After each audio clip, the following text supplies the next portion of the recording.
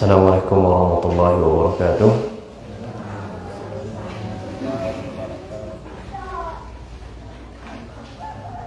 Innal hamdalillah nahmaduhu wa nasta'inuhu wa nastaghfiruh wa natubu ilayh wa na'udzu billahi min shururi anfusina wa min sayyiati a'malina. Man yahdihillahu fala mudilla lahu wa man yudlil fala hadiya lahu. Asyhadu an la ilaha illallah wahdahu la syarika lah wa asyhadu anna Muhammadan abduhu wa rasuluh. Wa sallallahu subhanahu wa ta'ala aymanna alaina bi ilmin nafi' wa amalin salih wa yafaqihna fid din wa aftalana futuhal arifin wa yarzuqna al-ikhlasa fil aqwali wal a'mali. Allahumma amin. Jemaah Bapak Ibu sekalian yang dirahmati Allah Azza wa Jalla, alhamdulillah bitaufiqillah subhanahu wa ta'ala kita kembali melanjutkan pembacaan kitab Riyadhus Shalihin, dan kita masih di bab yang pertama, babul ikhlas. Kita tentang ikhlas dan menghadirkan niat di seluruh amalan yang kita lakukan. Dan pagi ini kita akan membahas ada hadis yang ke-8. Qala mu'allif rahimahullah, penulis membawakan hadis, semoga Allah merahmati beliau, Al-Imam Nawawi rahimahullah. Ini dari sahabat Abi Musa Abdullah bin Qais Al-Ash'ari, dari sahabat Abi Musa Abdullah bin Qais Al-Ash'ari radhiyallahu an.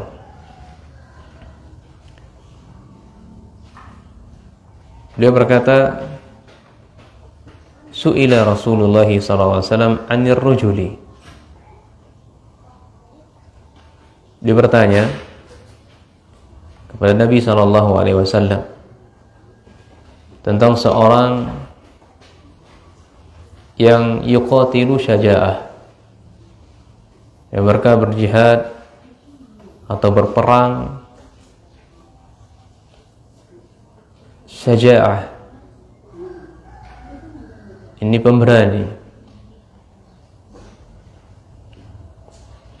Wa yuqatilu hamiyah, dan juga seseorang yang berperang ini karena hamiyah. Hamiyah itu membela negara, membela bangsa, membela sukunya atau etnisnya atau golongannya. Wa yuqatilu riya'an, dan juga beliau bertanya tentang orang yang berperang di jalan berperang dikarenakan riya. Ya, ada 3 pertanyaan di sini disampaikan oleh sahabat Abu Musa. Yang jadi pertanyaan beliau 3 yang ditanyakan tadi, ayu zalika fisabilillah, mana di antaranya dianggap jihad di jalan Allah? Orang yang berperang dikarenakan pemberani, patriot, ya, atau membela negara, bangsa, suku, etnis dan seterusnya. Maka Nabi sallallahu alaihi wasallam memberikan jawaban dengan singkat, padat, tanpa perlu untuk diulang. Iya. Apa jawab Nabi sallallahu alaihi wasallam? Nggak perlu capek-capek Nabi mengatakan kalau berperang saja'ah, berperang hamiyah, riya, oh ini bukan jihad jalan Allah. Enggak dijawab Nabi seperti itu. Tapi yang dijawab oleh Nabi SAW, an qatala litakuna kalimatullahi ulya fahuwa fi sabilillah. siapa di antara kita yang berperang tujuannya itu untuk mengangkat, memuliakan kalimat Allah Azza wa Jalla yang maha tinggi, ingin menyiarkan kalimat Allah yang maha tinggi, maka mereka lah orang-orang yang berada di jalan Allah Azza wa Jalla. Mereka adalah orang-orang yang berjihad di jalan Allah Subhanahu wa ta'ala.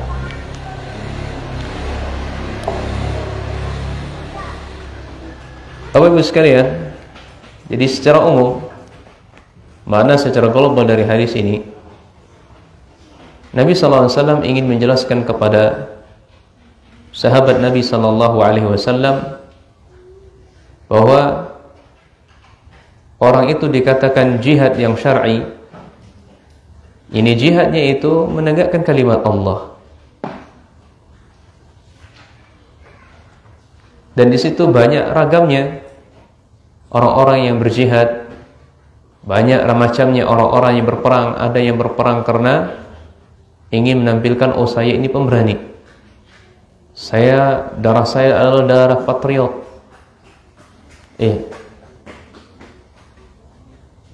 Di sana juga dijelaskan ragamnya orang yang berperang, ya, karena di antara mereka ada yang berperang karena suku, sebagaimana orang-orang jahiliyah pada zaman jahiliyah dahulu, zaman sebelum diutusnya Nabi alaihi salatu wassalam, dikenal dengan zaman jahiliyah. Mereka berperang itu untuk membela bangsa-bangsa mereka, membela etnis mereka, golongan mereka. Dan jenis yang ketiga ragamnya adalah mereka berperang karena riya, ingin dilihat, ingin disanjung, ingin dipuji oleh orang lain. Maka Nabi SAW menekankan, man qatala litakuna, siapa di antara kita yang berperang, ini hadza fil ikhlasun niyyah lillah, ini ikhlas, niat untuk Allah Azza wa Jalla. Ini berperang itu untuk Allah Azza wa Jalla. Siapa di antara kita yang berperang di jalan Allah, jadikan perangnya itu untuk Allah Subhanahu wa ta'ala. Ikhlasun niyyah Allah Subhanahu wa ta'ala. Ya. Adapun orang-orang yang mereka berperang karena pemberani, maknanya adalah rajulun syaja'. Ini seseorang yang patriot, darah patriot. Memang yuhibbul qital. Mereka memang mencintai, menyukai berperang.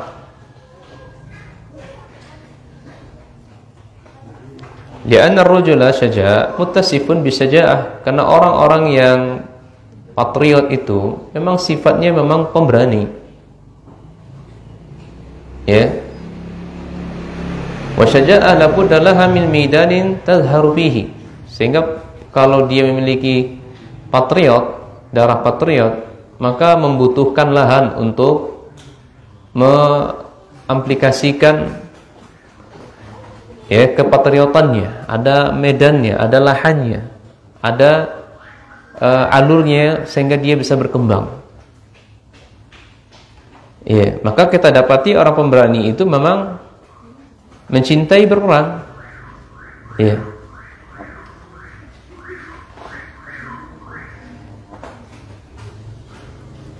Adapun yang ketiga, ada orang yang berperang karena hamiyah. Ini karena kaumnya, karena kabilahnya, karena negerinya.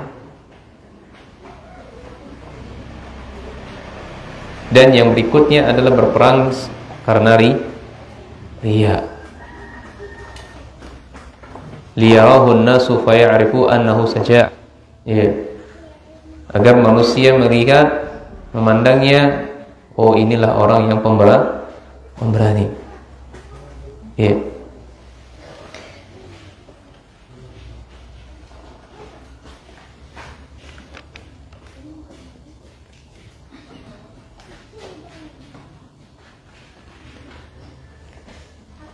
Nah, inilah makna secara global dari hadis ini. Kami jelaskan lagi atau kami ulang lagi. Dalam hadis ini Nabi SAW menjelaskan tentang model-model orang yang berperang. Kemudian Nabi SAW menjelaskan orang-orang yang berperang secara syar'i itu adalah orang-orang yang menegakkan kalimat Allah.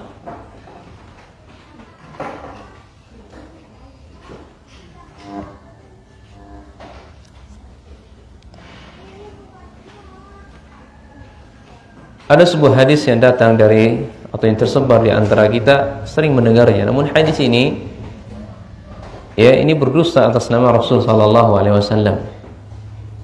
Hubbul watan minal iman. Cinta kepada tanah air ini bagian dari iman.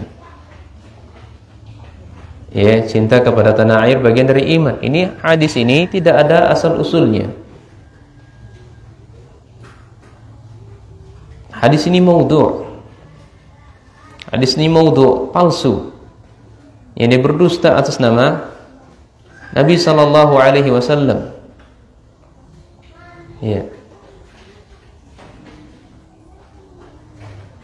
Jadi maksudnya adalah kalau orang itu dia berjihad atau berperang hanya semata untuk negerinya, maka niatnya seperti ini niat yang batil. Orang berjuang berperang tapi untuk membela negerinya, maka niat yang seperti ini niat yang batil, niat yang tidak benar. La tufidu insana syai'an, maka tidak bermanfaat niat seperti ini pada pelakunya, pada pemiliknya.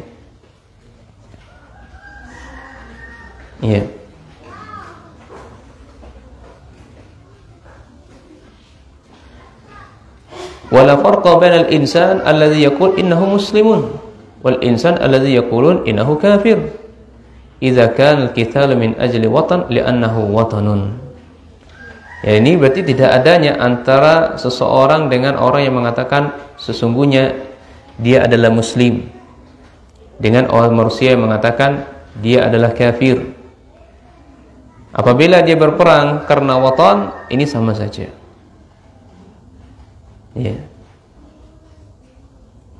Cinta kepada tanah air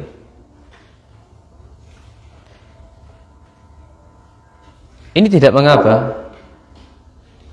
Cinta kepada tanah air maka tidak mengapa.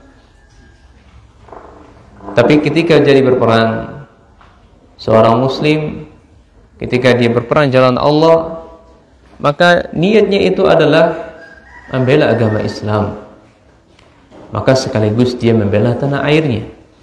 Dan ini niat yang benar. Bukan hanya saya membela tanah air saya, membela tanah negara saya. Jelaskan oleh Saudara tadi, apa bedanya dengan berperangnya orang kafir? Orang kafir pun juga berperang, membela negaranya sendiri, tanah airnya sendiri. Dan umat Islam pun juga sama seperti itu. Tentu tidak bisa disamakan. Niatnya adalah saya berperang di jalan Allah karena saya seorang muslim dan sekaligus saya membela negara saya, karena negara saya negara muslim. Nah,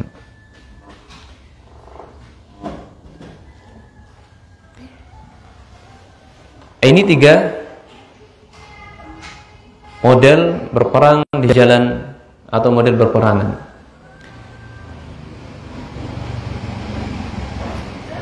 Kemudian di situ ada pertanyaan,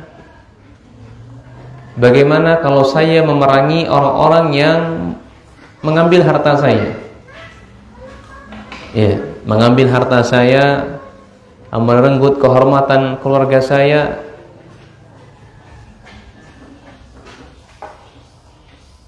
Bagaimana? Apa hukumnya? Maka dijelaskan oleh Syekh, amal qitalud difa, ay law anna ahadan shalla 'alaika fi baitika yuridu akhadha malika aw yuridu ayyantahika 'ardal ahlika mathalan fa innaka tuqatilhu kama amaraka bidzalika an-nabiy sallallahu alaihi wasallam. bahasa sederhana saya, bagaimana hukumnya membunuh orang begal. Ya. Ini begal, Bu. Ya, banyak misalnya kalau di daerah Lintang, ya, motor kita diambil, kita lagi kerja, tiba-tiba di stop. Apakah kita kasih motor kita nyawa atau harta? Biasanya gitu kan? Nyawa atau harta? Nyawa atau istrimu? Ya. Maka kedua-duanya berhak untuk kita bela. Nyawa haknya kita, harta kita juga haknya kita. Maka tidak boleh kita biarkan dia ambillah motor ini. Tidak. Kita perangi dia. Ya, kita perangi dia. Karena inilah yang diperintahkan oleh Allah Azza wa Jalla melalui lisannya Nabi sallallahu alaihi wasallam. Dalam sebuah riwayat begini. Hadisnya diriwayatkan Imam Muslim dalam Kitabul Iman. Qasu'ila 'anil rajul ya'ti insan, seseorang pernah ditanya, ya, su'ila 'anil rajul, seseorang pernah ditanya tentang seseorang didatangkan atau diminta kepadanya, atini malak, berikan hartamu kepada saya. Ya. Qala la tu'ti malak. Kata Nabi sallallahu, jangan engkau berikan hartamu. Kemudian kata seseorang tadi, qala ara'aita in qatalani? Ya Rasulullah, apa pendapatmu? Ya, ia menyerangku. Orang minta harta, kasih enggak? Kata Nabi apa? Jangan kau kasih. Kalau saya enggak ngasih, dia pasti melawan saya, menyerang saya. Ya kan? Apa kata Nabi? Qatilhu. Kalau gitu itu sudah bunuh dia. Perangi dia. Iya. Ara'aita in qatalani, kalau saat itu saya terbunuh. Kalau saat itu saya menyerang dia, itu saya terbunuh. Maka apa kata Nabi sallallahu alaihi wasallam? Wa anta syahid. Engkau mati syahid. Iya. Qala ara'aita in qataltahu, ara'aita in qataltuhu, bagaimana kalau begal tadi yang mati? Ya. Kalau begal tadi mati gimana? Qala huwa finnar. Dia di neraka. Hadisnya Muslim. Sahih hadisnya ini. Ini syariat, Bu. Orang yang begal kita bunuh, dia mati dari tangan kita, di neraka. Kalau kita mati syahid karena membela harta kita, membela jiwa kita, membela anak kita, membela keluarga kita.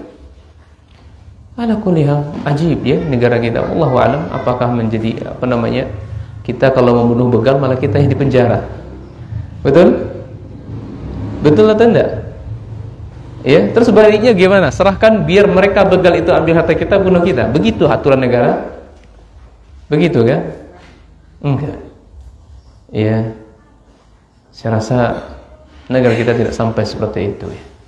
Mungkin oknum saja yang ya berkelakuan seperti itu. Kalau syariat kita jelas, tegas, ya, orang yang mengambil harta kita, membunuh anak kita, istri kita, kita berusaha untuk membela dan dia mati, dia di neraka, dan kita pun kalau mati berperang saat itu, melawan saat itu pun kita masuk surga dan tergolong mati syahid. Nah, walihada Nabi sallallahu alaihi wasallam, ya, oleh karena itu Nabi sallallahu alaihi wasallam pernah bersabda, syibabul muslim fusukun. Ya. Merendahkan seorang muslim itu adalah fusuk, kemunafikan. Wa qitaluhu kufrun, dan memerangi orang-orang kafir. Wa qitaluhu, dan membunuhnya, ya, membunuh orang kafir, membunuh orang muslim adalah kekufuran. Lianna la imana li insanin yuqatil muslimi itlaqan, karena orang seperti ini tidak memiliki keimanan secara mutlak, ya, tidak memiliki imannya kurang waktu itu. Maka kita apabila berhadapan dengan, meskipun dia seorang muslim, maka kita membunuhnya bukan karena kita sengaja, tidak. Ya, bukan kita sengaja untuk membunuhnya. Kita adalah membela harta dan kehormatan kita. Jadi kesimpulannya, ya, di sini ada dua peperangan. Ada yang qitalan lil talabi, sengaja, ya. Jadi dia pergi untuk membunuh manusia, ya, dan ini tidak boleh kecuali harus terpenuhi syarat-syarat tertentu. Ya. Ini sengaja untuk berperang, maka yang seperti ini tidak boleh kecuali harus terpenuhi syarat-syarat tertentu. Nah, masalah sepertinya ulama mengatakan, iza taraka ahlul qaryatil azan, jika seorang atau sebuah penduduk mereka meninggalkan azan, wa huwa laysa min arkanil Islam, padahal itu bukan rukun dari Islam, maka wajib ala walil amri ayyuqatilahum hatta yu'adzinu, maka yang wajib di sini adalah pemerintah yang memeranginya, bukan kita, sampai mereka menegakkan azan. Ini contohnya tadi, ya. Ya, dia berperang karena ada tuntutan, sengaja seperti itu, maka harus terpenuhi syarat-syarat tertentu. Salah satu di antara syaratnya apa? Ada waliul amr yang memerintahkannya untuk berangkat, bukan personal. Nah, contohnya di sini adalah hatta masalah azan pun, ya, siapa di antara kita meninggalkan azan, padahal azan itu bukan dari rukun Islam, maka wajib waliul amr untuk memerangi orang-orang yang meninggalkan tersebut sampai dia menegakkan azan. Alasan memeranginya kenapa? Li'annahum taraku sa'iratan min sya'airil Islam, karena dia meninggalkan salah satu, ya, syariat dari syariat Islam. Demikian pula contoh yang kedua, orang yang wa iza taraku salatul Aid, meninggalkan salat Aid. Wa qalu, mereka mengatakan, la nusalliha illa fi buyutina, kami tidak, ya, meninggalkan salat, tapi kami salatnya di rumah, ya, wala fi sahra, ya, dan juga tidak di sahra, maka yajibu an nuqatilahum, wajib bagi kita untuk memeranginya. Siapa tadi? Waliul amr. Hatta law furida an qauman qalu halil azan min akil Islam, sampai di antara mereka mengatakan, apakah azan itu bagian dari rukun Islam? Qulna la, akan tetapi dia itu syariat dari syariat Islam. Nah, ini hadis yang ke-8.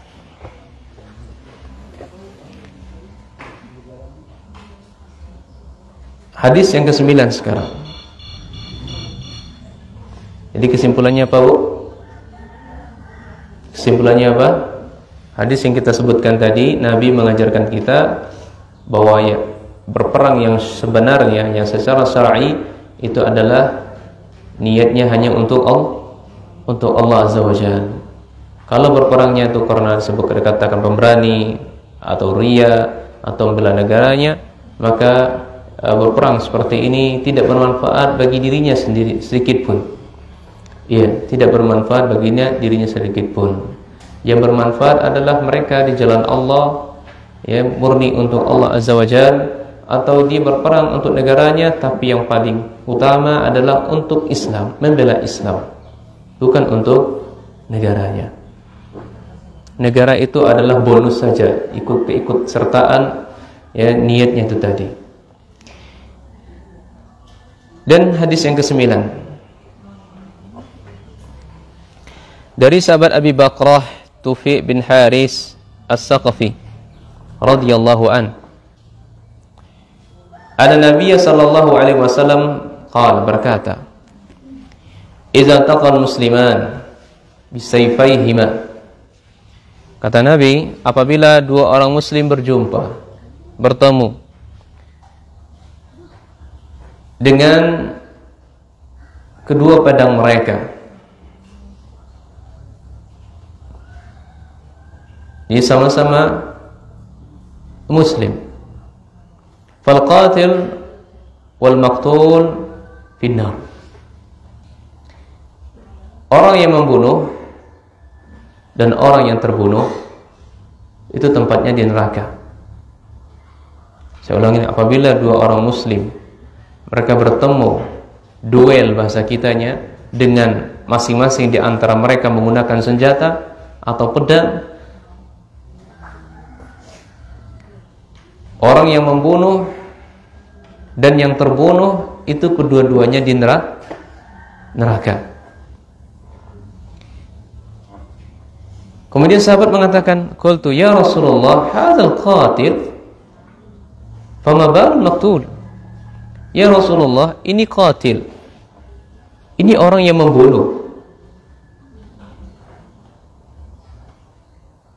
maka bagaimana keadaan orang yang terbunuh?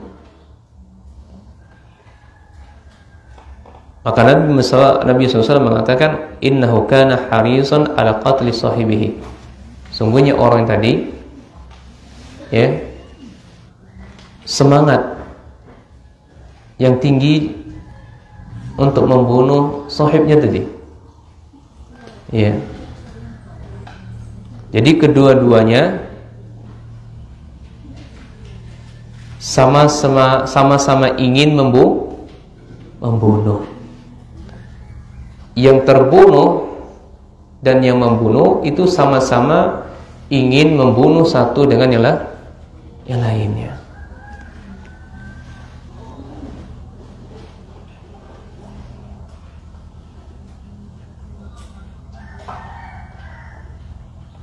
Maka datang ancaman dari Allah, Ibu. Maka datang ancaman dari Allah Azza wa Jalla. Kata Allah, "Wa may yaqtul mu'minan muta'ammidan fajaza'uhu jahannam khalidan fiha." Siapa di antara kita yang membunuh seorang mukmin, dia sengaja membunuhnya, maka dibalas jahannam untuknya, di neraka jahannam, dan dia kekal di dalamnya, Bu. Dan Allah itu murka kepadanya. Allah laknat dia.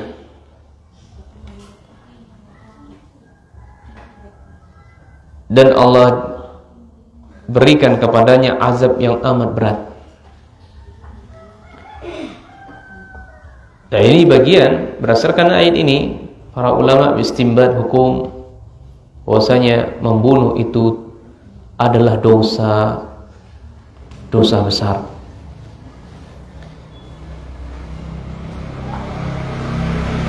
Ini beda kasusnya dengan begal tadi, meskipun dia sama-sama seorang muslim.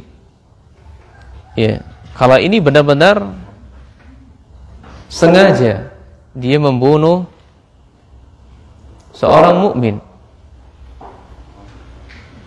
Siapa yang melakukannya itu, maka dia mendapatkan beberapa hal.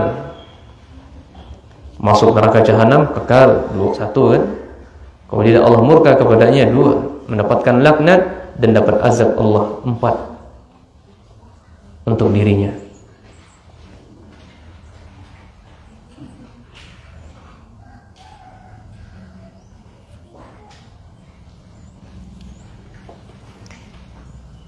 Jadi dalam hadis ini makna secara global dijelaskan, Nabi sallallahu alaihi wasallam sedang menjelaskan orang yang sengaja membunuh mukmin dengan mukmin yang lainnya, maka kedua-duanya di neraka. Baik yang terbunuh dan yang membunuh itu tempatnya di neraka. Maka faedah yang kita bisa ambil dalam hadis ini, dalilun ala anal a'mala binniyat, menunjukkan amalan itu dengan niatnya. Niatnya tadi membunuh apa? Semangat sekali untuk membunuh. Ya. Semangat sekali untuk membunuh.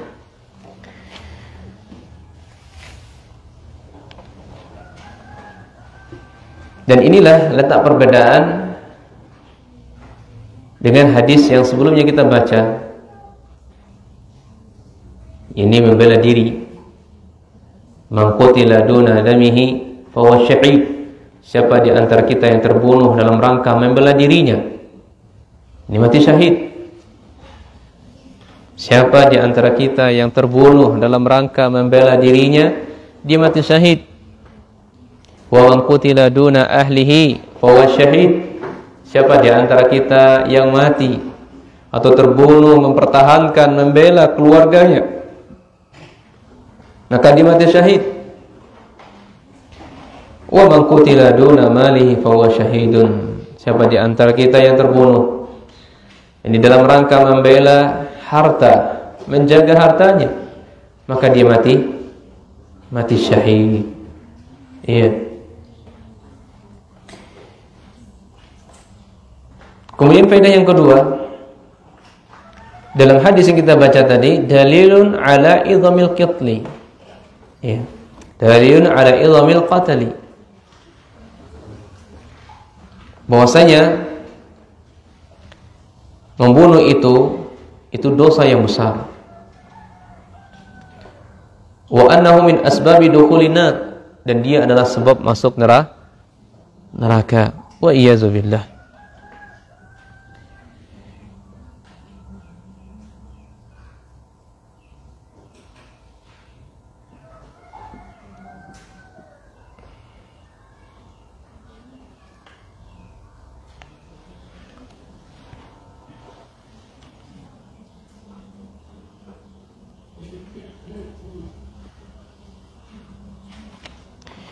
Kita ya, dua faedah yang bisa kita ambil dari ini.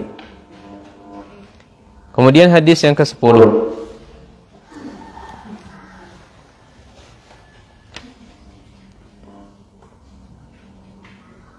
Hadis yang ke-10 adalah hadis dari sahabat Abu Hurairah. Masih kecepatan enggak, Bu? Masih cepat? Kayaknya sudah lambat saya. Santri, antum ketinggalan? Enggak. Terlalu cepat atau terlalu lambat? Pas. Hadis yang ke-10. Hadis dari sahabat Abu Hurairah. Rasul sallallahu alaihi wasallam bersabda, "Salatir rajuli fi jama'atin tazidu ala salati fi baitihi wa salatihi fi suqihi bid'an wa isrina darajatan."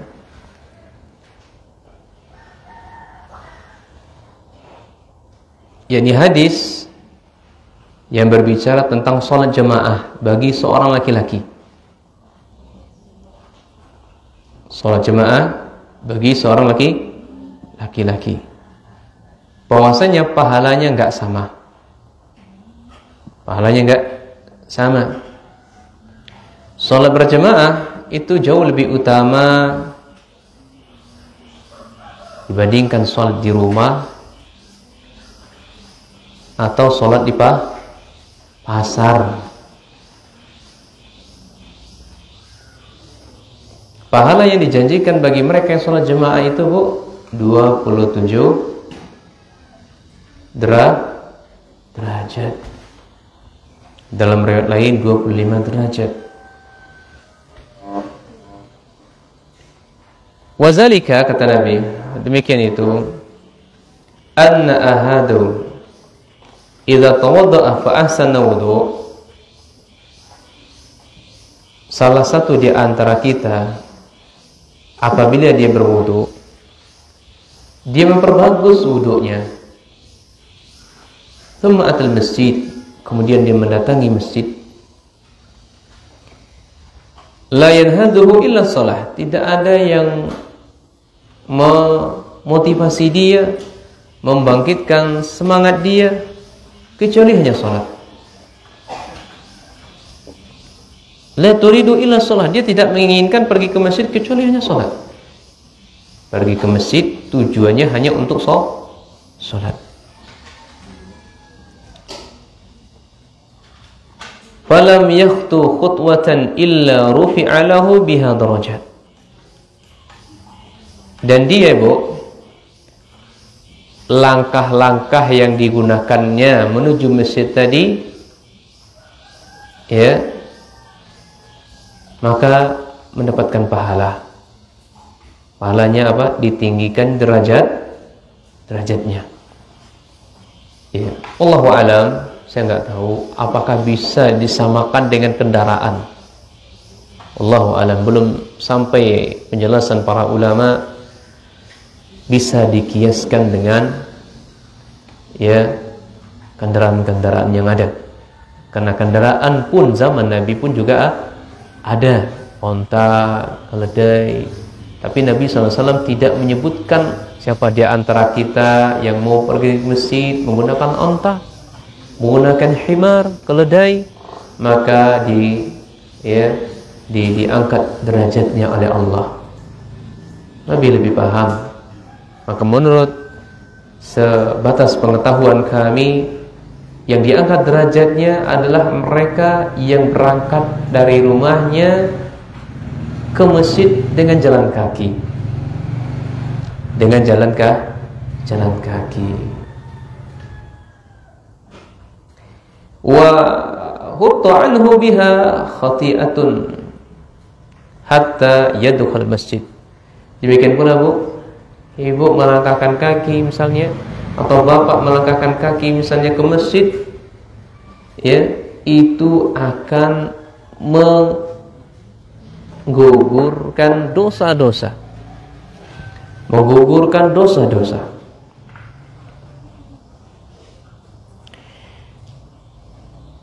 Fa iza dakhala al-masjid, kalau dia sudah masuk ke masjid, kana fi sholati, maka nanti salatu hiya tahbisuhu. Bu sudah masuk masjid kan, atau bapak sudah masuk masjid, ya, tapi masih menunggu di masjid itu sholat, masih menunggu sholat lainnya maksudnya, maka dia terhitung mendapatkan pahala sholat. Berangkat dari rumah, jalan kaki, zuhur misalnya, ditunggu sampai menjelang asar, tetap di masjid.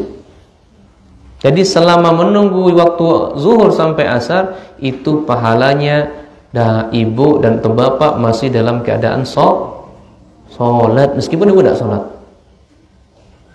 Ya, selesai sholat zuhur nih, ibu tunggu, ibu tidak ngapa-ngapain, pokoknya diem aja di masjid itu sampai datang waktunya sholat lagi. Maka bapak sekalian mendapatkan pahala apa?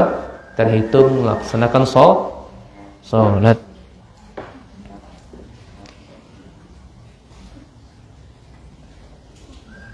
Bukan cukup hanya di situ, Bu. Ternyata malaikat Allah, wal malaikatu yusallu ala ahadikum madama fi majlisihi allazi shalla fi. Bahkan malaikat ikut mendoakan kita, Bu. Pak. Ya. Ya santri ya. Malaikat ikut mendoakan orang-orang yang menunggu waktu sholat. Ya. Selama dia masih berada dalam majelis itu. Apa doa malaikat kepada orang yang menunggunya? Doanya gimana, Bu? Kata malaikat, Allahumma arhamhu, ya Allah, rahmatilah Aisyah. Ya Allah, rahmatilah Tono. Iya. Ada nama anak sekarang Tono? Tidak kati lagi ya. Tidak kati lagi nama Tono. Itu nama orang dulu ya. Ya. Ini doanya malaikat. Kata doa malaikat lainnya, Allahumma ighfir lahu, ya Allah, tolong ya Allah ampuni si Tono nih. Tolong ampuni Aisyah ini. Nah.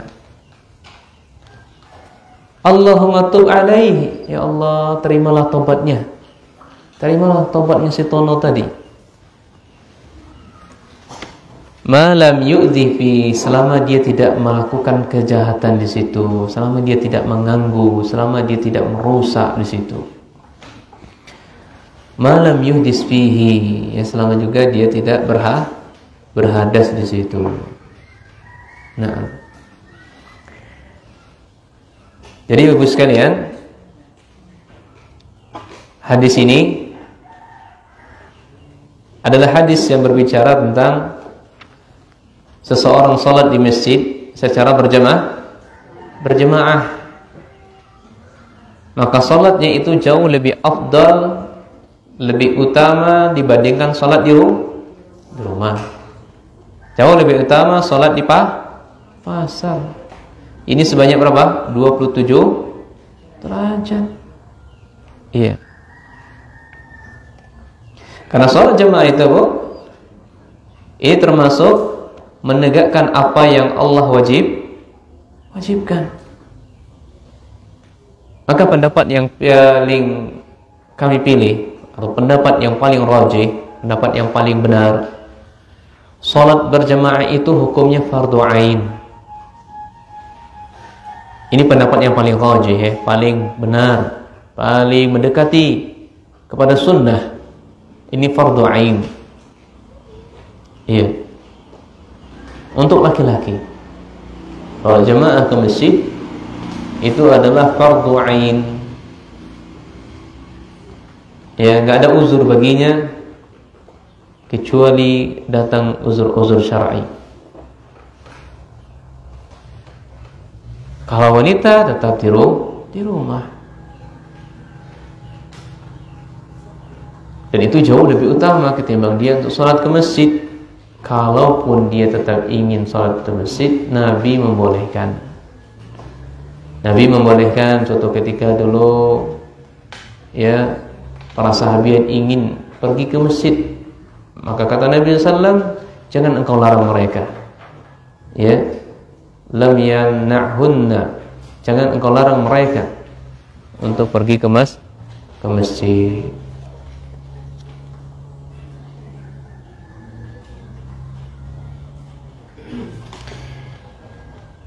Kenapa kok fardu ain, Bu?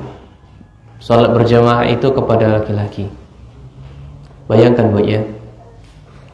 Salat dalam keadaan perang masih Allah perintahkan untuk berjamaah, apalagi salat dalam keadaan kondisi aman.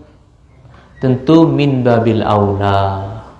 Tentu jauh lebih utama. Mana buktinya? Kalau sholat dalam keadaan perang itu diwajibkan oleh Allah. Baca Quran surah An-Nisa ayat 102. Kata Allah Subhanahu wa taala, "Wa idza kunta fihim", wahai Muhammad, apabila engkau berada di tengah-tengah mereka, fa aqamta lahum shalah, kamu tegakkan salat bersama mereka. Ya.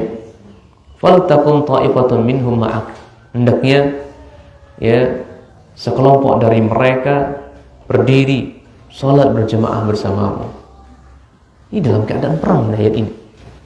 Tetap diperintahkan Allah kepada Nabi kita salat berjamaah. Iya.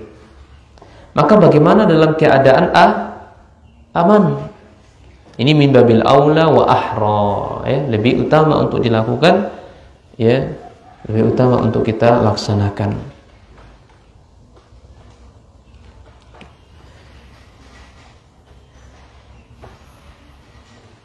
Berdasarkan hadis ini, Bu sekalian, berapa faedah yang bisa kita ambil? Apa faedahnya? Faedah yang pertama,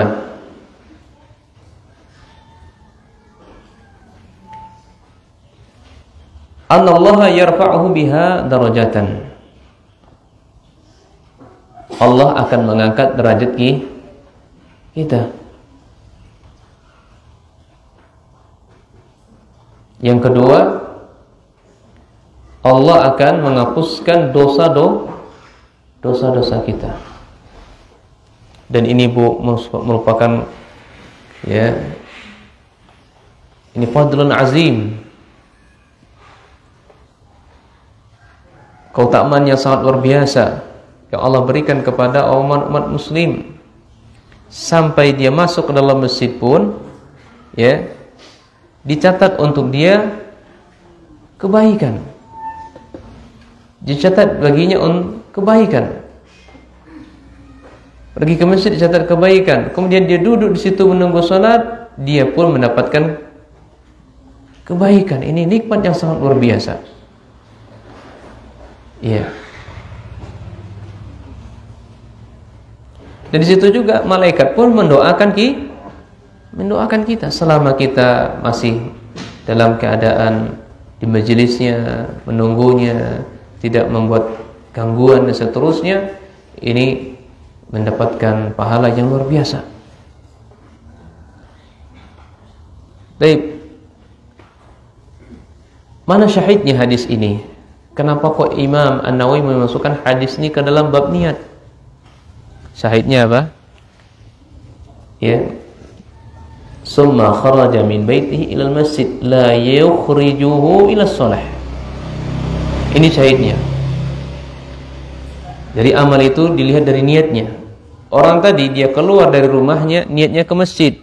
Tidaklah keluar dari masjid kecuali untuk salat. Dan ini menunjukkan atau tolak ukur mendapatkan pahala itu adalah bagusnya niat. Niatnya adalah untuk salat. Adapun orang yang keluar dari rumahnya tidak untuk salat, ya, maka la yuktabu lahu ajr, maka enggak dapatkan pahala. Misal dia keluar dari rumahnya menuju pasar, dia keluar dari rumahnya menuju ruko-rukonya atau tempat dia berjualan. Orang seperti ini dia tidak mendapatkan niatnya, tidak mendapatkan pahala dari niatnya. Iya. Karena pahalanya itu hanya untuk orang yang keluar dari rumahnya menuju masjid untuk salat. Akan tetapi mungkin saja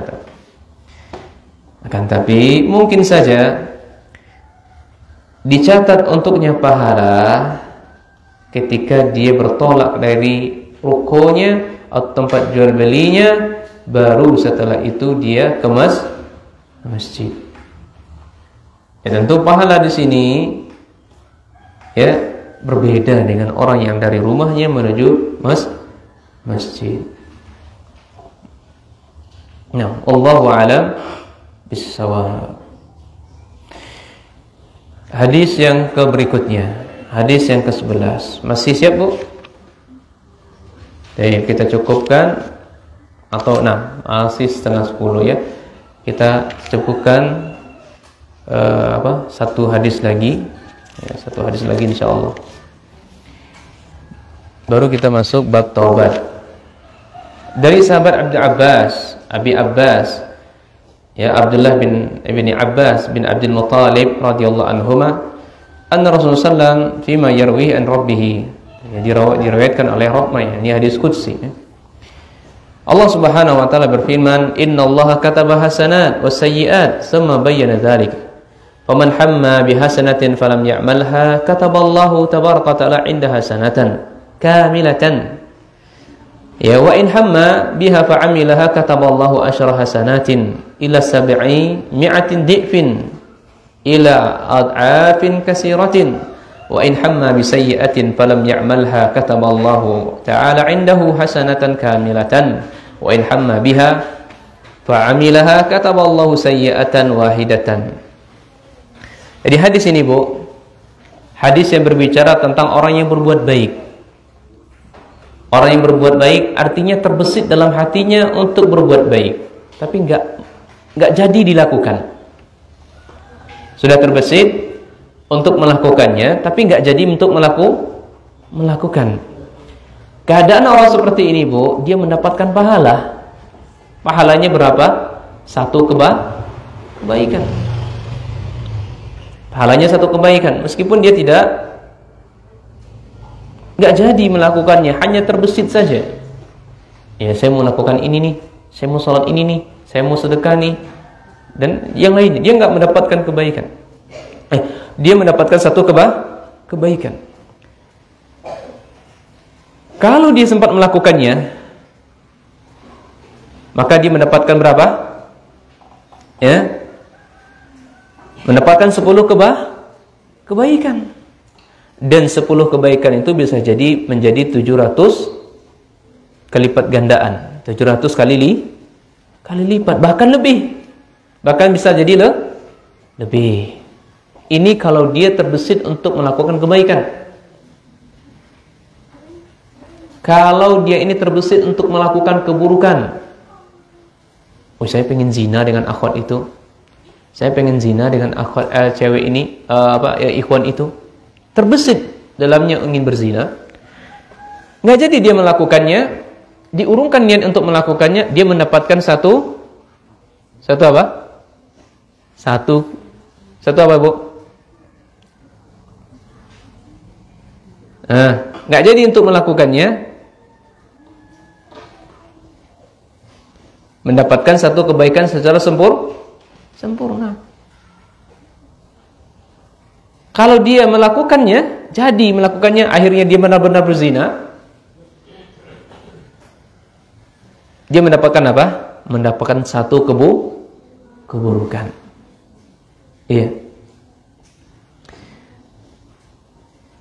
Jadi masalah kebaikan dan keburukan itu, Bu, itu sudah ditetapkan oleh Allah di Lauhul Mahfudz-Nya.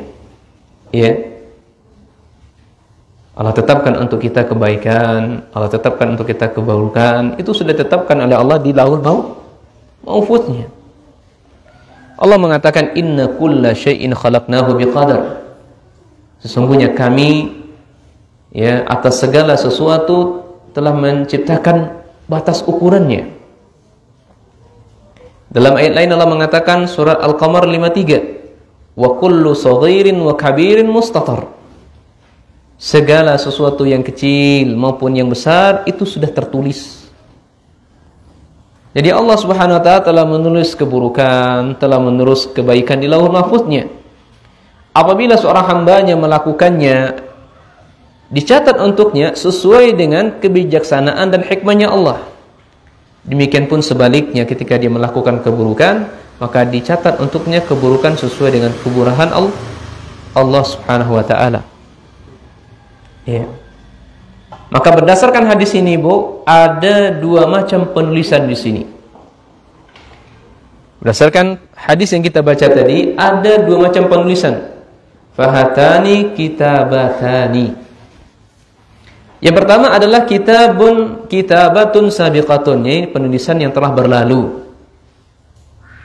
Penulisan yang telah berlalu, la ya'lamuha illallah. Ini enggak ada yang tahu kecuali hanya Allah, Bu. Tidak ada satupun yang mengetahui kecuali Allah. Kebaikan apa yang kita lakukan, keburukan apa yang kita lakukan, ini enggak tahu kecuali hanya Allah saja. Iya. Hatta yaqa zalika syai', sampai keburukan atau kebaikan itu jatuh kepada diri kita, mengenai diri kita.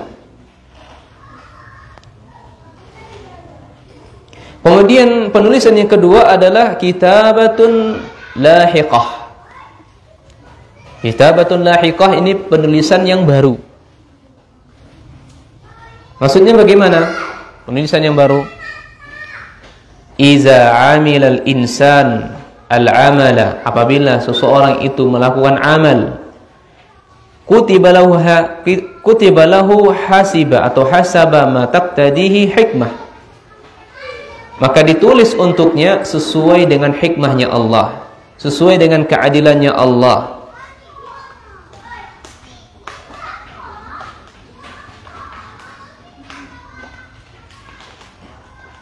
Sesuai dengan kemahamurahan Allah. Kemudian dijelaskan oleh Nabi SAW bagaimana dia ditulis, bagaimana ditulis untuknya. Maka dijelaskan bahwasanya manusia apabila terbesit untuk melakukan sesuatu namun tidak jadi untuk melakukannya, maka Allah tulis untuknya satu kebaikan secara sempurna. Misalnya nih, ada seseorang dia terbesit dalam hatinya ingin berwudu. Ya berwudu, terbesit ingin berwudu nih untuk membaca Al-Quran. Akhirnya dia nggak jadi melakukannya. Nggak jadi melakukannya, Bu. maka yaktubu lahu bidzalika hasanatun kamilatun. Dicatat untuknya satu kebaikan yang sempurna. Contoh lainnya juga, rajulun hamma ayatasaddaqa wa ayyana mala alladhi yuridu ayatasaddaqa thumma amsaka wa lam yatasaddaq fayuktabu lahu bidzalika hasanatun kamilah. Masya Allah ya, ibu punya harta kan? Udah tahu harta ibu jelas, sudah dijelaskan, saya mau sedekah nih, sedekah apa? Saya mau sedekah mobil buat siapa? Buat dakwah misalnya. Ya, taruhlah buat Mardi misalnya. Mau motor misalnya, atau mau bangun pondok pesantren, mau bangun masjid. Ibu sudah siapkan uangnya, kendaraannya, atau apalah ini. Ya. Telah ditentukan barangnya, telah ditentukan hartanya, namun ibu tuh tidak jadi, bapak tuh nggak jadi sedekah, maka dia sudah dicatat satu kebaikan yang sempurna. Demikian pula contohnya lainnya tentang sholat, dia mau sholat 2 rakaat, sholat sunnah, bu ya, ibu nggak jadi untuk melakukan, ya, karena dipanggil suami misalnya, baru bertakbir, Allahu Akbar, sayang sini sayang. Oh ya bangku, nah, tinggalkan. Tidak jadi ibu salat sunnah, ya, keburu dipanggil suami. Nah, itu sudah mendapatkan satu kebaikan yang sempurna.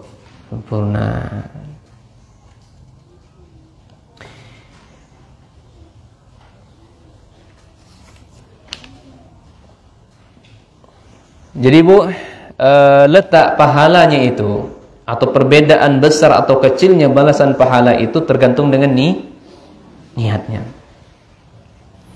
Berdasarkan apa yang disebut ke hadis-hadis yang kita baca tadi, besar atau tidaknya pahala yang kita dapat itu tolak ukurnya karena keikhlasan dan mengikuti sunnah Nabi SAW. Semakin ikhlas dia, semakin mutaba'ah kepada Nabi SAW, maka semakin besar pahalanya, semakin besar ganjarannya yang Allah diberikan kepadanya. Nah,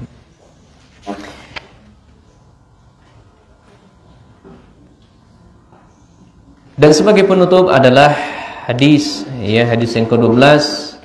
Saya nggak baca hadisnya. Kesimpulan dari hadis yang ke-12 ini adalah hadis yang berbicara tentang ada 3 orang yang terjebak dalam gua, bu. Terjebak dalam gua.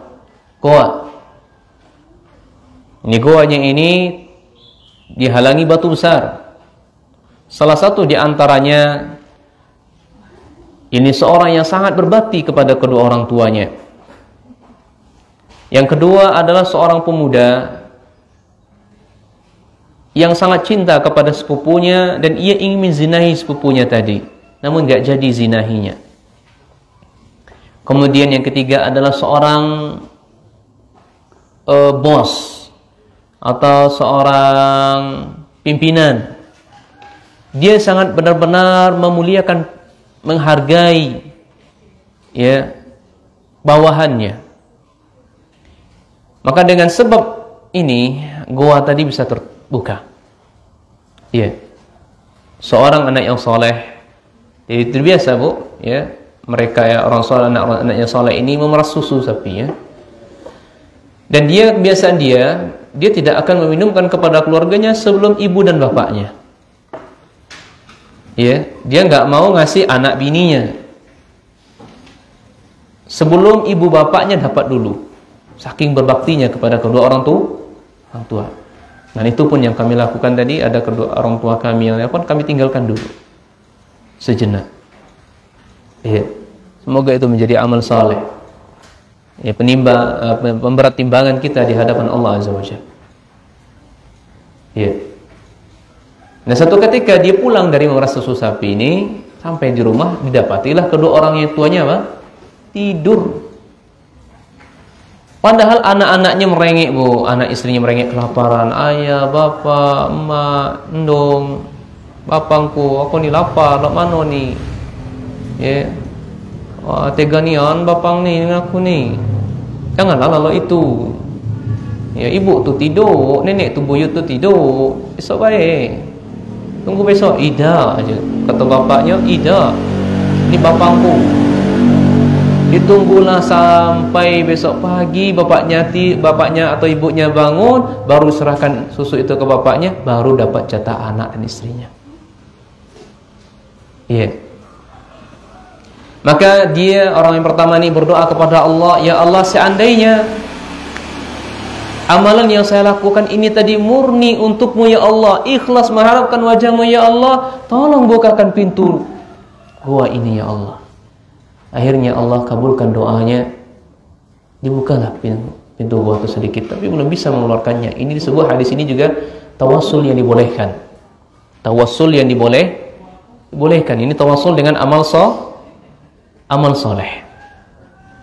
Yang kedua, seorang pemuda yang syahwatnya tinggi, tergila-gila dengan sepupunya yang cantik jelita dan ingin menzinahinya.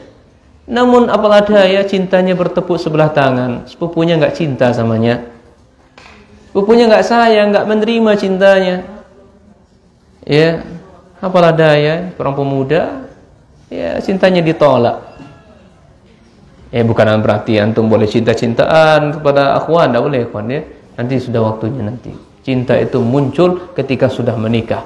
Sebelum menikah itu kalau ada cinta, itu syaitan. Makanya bullshit ya kalau sekarang tuh, kamu cinta nggak sama saya? Oh cinta dek, kalau nggak percaya belahlah dada abang dek. Nah, itu bukan cinta, itu syaitan. Orang yang sudah menikah pun bisa jadi nggak cinta sama istrinya. Sudah nikah pun bisa jadi nggak cinta sama istrinya. Lihat bagaimana istrinya, bakti istrinya kepada dia, perhatian dia kepada suaminya, bagaimana saking berbaktinya sang istri kepada suaminya, maka semakin besar cinta suami kepada istri. Ini ya, kalau ada antum mengatakan begitu, atau akhwat yang terfitnah dengan ikhwan yang gatal-gatal itu, akhwat, ukhti, ya, anak tuh cinta sama anti, di mana alamat anti, anak ingin akan anti, bullshit, bohong mas, tidak usah dibalas, ya, tidak usah ditanggapi. Nah, ini laki-laki tadi ditolak cintanya. Akhirnya wanita ini butuh uang, ya, butuh uang. Nah, kebetulan pemuda ini ada uang, akhirnya dipinjam. Tapi syaratnya ada, kamu saya zinahi, kamu saya nikmati dulu. Ya, dan 4 kaki sudah berada pada tempatnya, hampir saja timba masuk ke dalam sumur. Namun sang wanita tadi mengatakan, ittaqillah, bertakwalah Anda kepada Allah. Orang-orang yang masih ada keimanan dalam hatinya akan bergemetar, akan ketakutan kalau diucapkan, ya akhi, ittaqillah, wahai saudaraku, bertakwalah Anda kepada Allah. Orang-orang yang seperti ini, orang masih memiliki keimanan, akan meninggalkan hal tersebut. Nah benar, laki-laki ini masih ada iman, ditinggalkan wanita tersebut. Kemudian dia berdoa kepada Allah, ya Allah, seandainya saya meninggalkan wanita itu murni karenamu ya Allah, tolong bukakan pintu ini. Akhirnya dibukakan pintu goa tersebut. Lagi-lagi masih belum terbuka. Dan orang yang terakhir adalah seorang misalnya pimpinan perusahaan, atau pimpinan pondok pesantren, atau taruhlah ketua yayasan atau pembina yayasan. Dia benar-benar mengayomi, benar-benar menghargai, benar-benar memuliakan para bawahannya. Ini adalah ladang kebaikan yang amat besar kepadanya. Lihatlah dalam hadis ini ibu sekalian, dia ini memperkerjakan seseorang, namun seseorang ini, karyawannya ini tidak mengambil gajinya sama sekali, dan dia pamit sama bosnya, saya mau pergi, saya nggak kerja lagi di sini, dan saya nggak butuh gajinya, nggak diambil gajinya, pergi saja begitu. Akhirnya bos ini dikelola itu gajinya. Gajinya dikelola, dibelilah onta, dibelilah kambing, intinya bermanfaat. Harta yang gajinya tadi berkembang. Setelah beberapa tahun kemudian datang anak buahnya tadi minta gajinya. Wahai bosku, wahai tuanku, wahai pimpinanku, mana gaji yang dulu saya bekerja sama Anda? Nah, apa kata tuannya? Apa kata bosnya tadi? Tuh, kalau kamu mengambil gajimu itu, tuh ambil. Itu semua gajimu. Ada nggak bos kita yang melakukan begitu? Allahu Akbar ya. Jarang, sangat amat jarang. Kita tinggalkan gaji kita, nih ternyata gaji kita sudah bermiliar-miliar ternyata. Karena dikembangkan. Maka kata orang tadi berdoa kepada Allah, ya Allah seandainya perbuatan yang saya lakukan kepada anak buah saya tadi itu murni mengharapkan pahala lillah untukmu ya Allah, tolong bukakan pintu gua ini. Akhirnya pintu itu terbuka dan orang-orang yang terjebak dalam gua tadi semuanya keluar. Wallahu a'lam bissawab. Demikian saja hadisnya Bukhari dan Muslim. Semoga bermanfaat bagi kami dan kaum muslimin.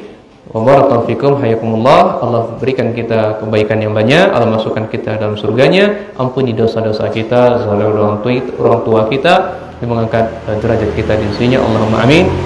Subhanakallahumma bihamdika asyhadu an la ilaha illa anta astaghfiruka wa atubu ilaik. Wassalamualaikum warahmatullahi wabarakatuh.